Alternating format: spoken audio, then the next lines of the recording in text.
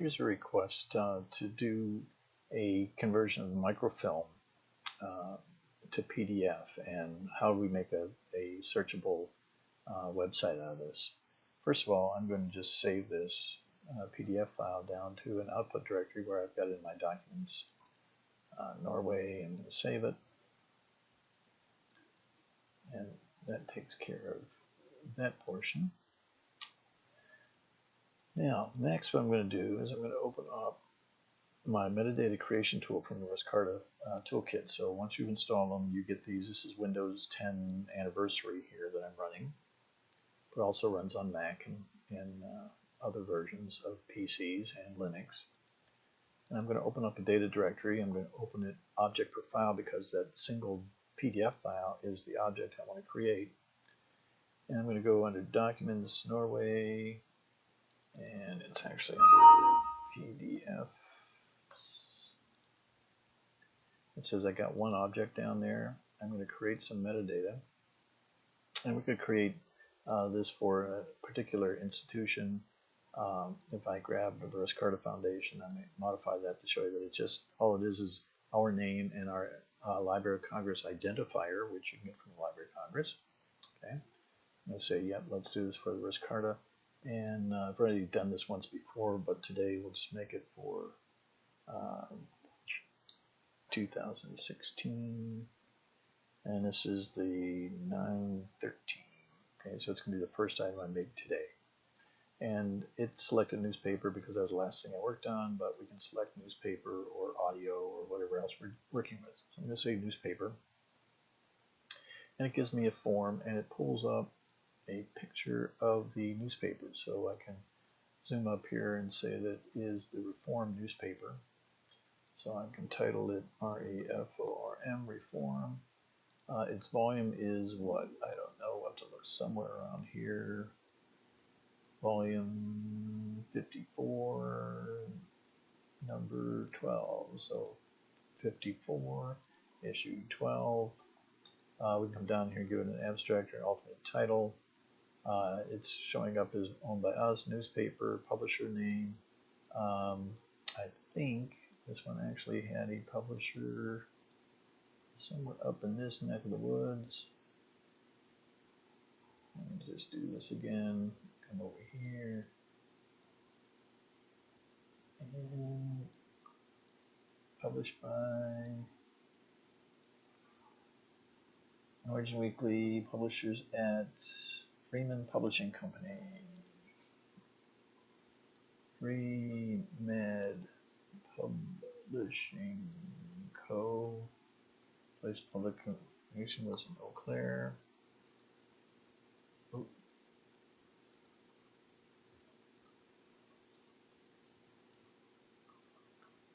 And original date of publication was 1939.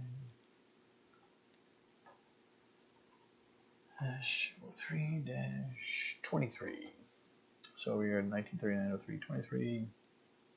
We could add languages because this says English, but this is really not in English. This is in Norwegian. So I'm going to say, I'm going to remove English. Yes, I'm going to add Nogai, Norwegian. So I'm going to set the language to Norwegian. Subject headings, we could put a hierarchical geographic here for the country of, this was done in USA, it was the state of Wisconsin, it was the county of Eau Claire, and it was in the city of Claire. So we could put other subject headings here. We could modify the subject or add another subject.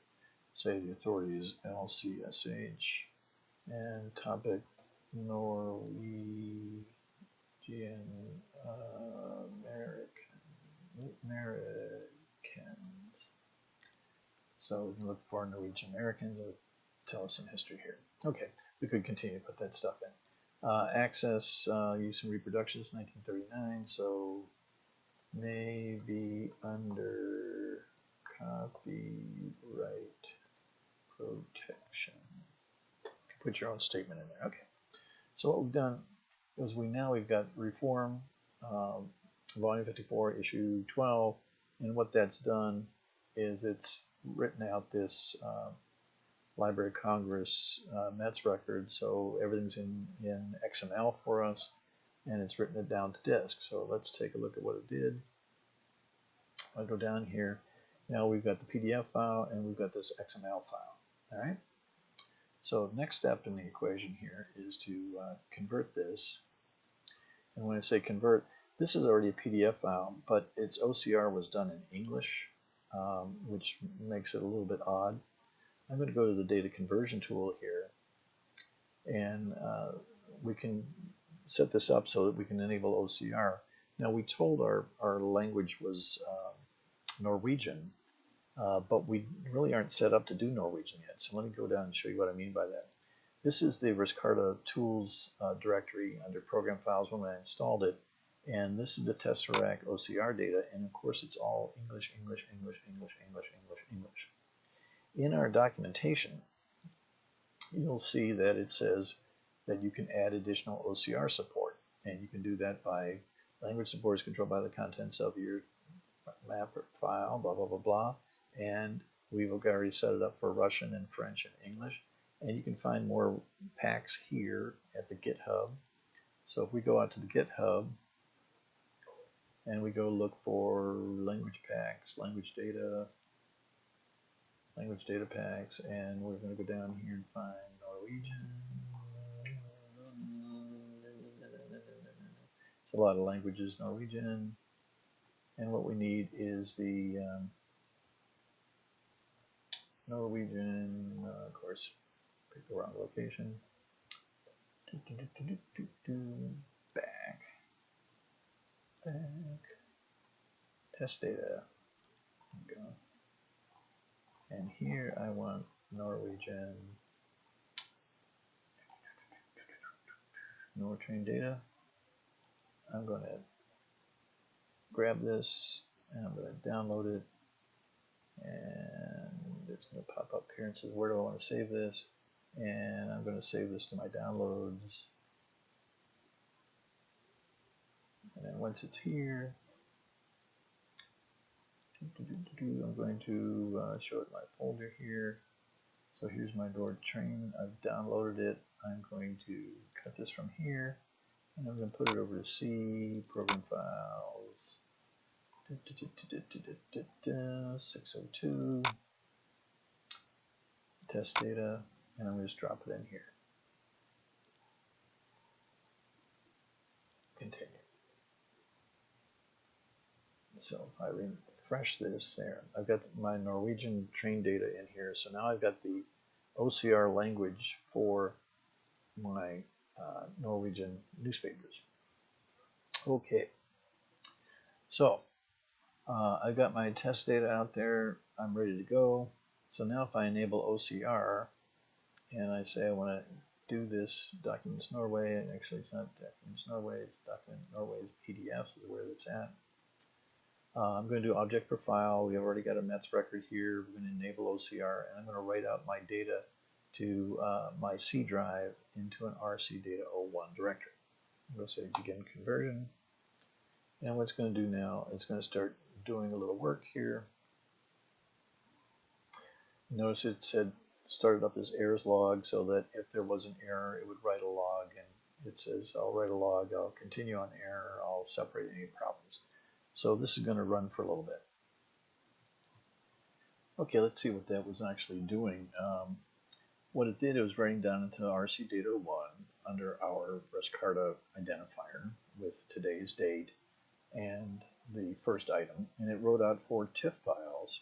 So it took the PDF files, stripped them into TIFF, and included a metadata XML file, which made these a digital object. If we were to open up this TIFF file for a second, see that it's reformed. It hasn't done anything to the image at all. But inside, if we look at the inside data here, we'll see that we've got a lot of tags in here about the size and technical information about it. But as we scroll down here, you'll start seeing that here it is. Here's our metadata embedded into our TIFF file. so it knows about it. Here's the geographic information and our key ID, and might be under copyright protection. And then down below here, you're going to see that we've got the text from the newspaper. So let's go see how well we did. All right. So I'm going to close the data conversion tool, and I'm going to go we're just going down the line here. We did 1 metadata, 2 data conversion. I'm going to go look at our textual metadata tool, and I'm going to open this up, and I'm going to come behind here for a second, and I'm going to say this is where I want to go to. So I'm going to do File, Open it, and this was a previous instance. Now we're going to go to this one. I'm going to open the directory up, and here we are. Here's the reform, and you can see where it got its data. So this is the image there, and these are each of the data that it found. So when we go to a word like this, you'll notice that it is in Norwegian, so it's using the Norwegian typeset, and it's getting the words out in Norwegian.